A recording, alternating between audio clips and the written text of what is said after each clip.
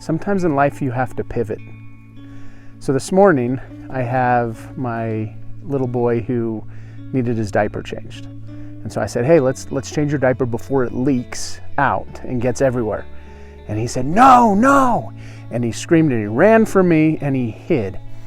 And he climbed up over his bed and then climbed down onto the windowsill and sat on the windowsill to hide from me. My other young child went over to him, climbed up over the bed, went down onto the windowsill and sat down next to him and started to talk to him. And just said, hey, it would be a good idea for you to get your diaper changed so you don't leak. And the little one said, no, I want to leak. And then the 5-year-old said, well, why do you want to leak? And he just said, just because I do. And so they started talking. And they had this conversation while they're sitting on the windowsill. And so I pull out the camera and I start videoing their conversation. And from my point of view, all I can see is their legs and their feet on the windowsill. The rest is hidden. And I can hear their voices and they don't know that I'm videoing them. And so I take this moment to be present and to enjoy their conversation. And after a while of talking, they find out that I was videoing them. And so I say to my child that didn't want his diaper changed, I said, hey, do you want to watch the video while I change your diaper? And he said, yeah. So he came on out, he took the phone, watched the video, and I was able to change his diaper really easily. And so I could have fought him on that and said no, and I could have had to, try to figure out how to get him out from behind the bed and the windowsill, and have it be a big power struggle. But instead I was able to just adjust a little bit.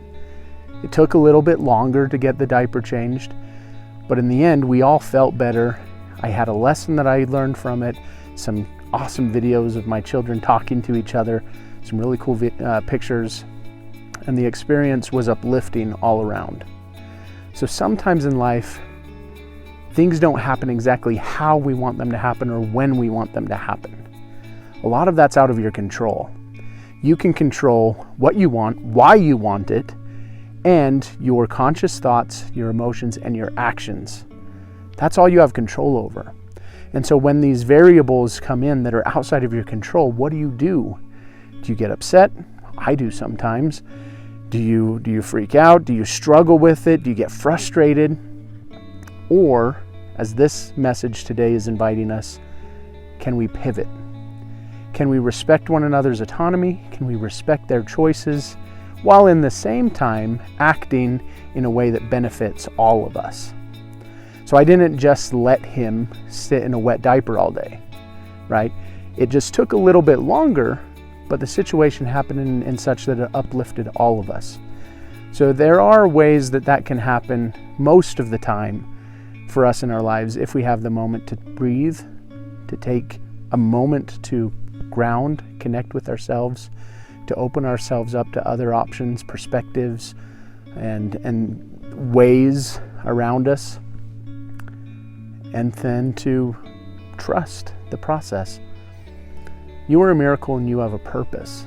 Your life matters. What you want matters.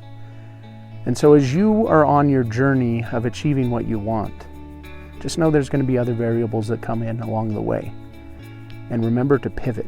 Remember to adjust in a way that uplifts you and those around you. A self-interest choice. You are a miracle. You have a purpose. Remember, I'm here at Hope to Cope every day, checking in with a message of hope and to remind you that you are a miracle, that you have a purpose.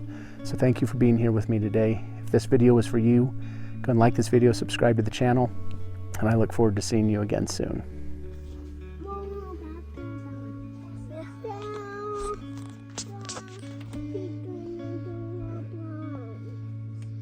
Yeah. Well, it's sometimes the potato get you type of thing. No!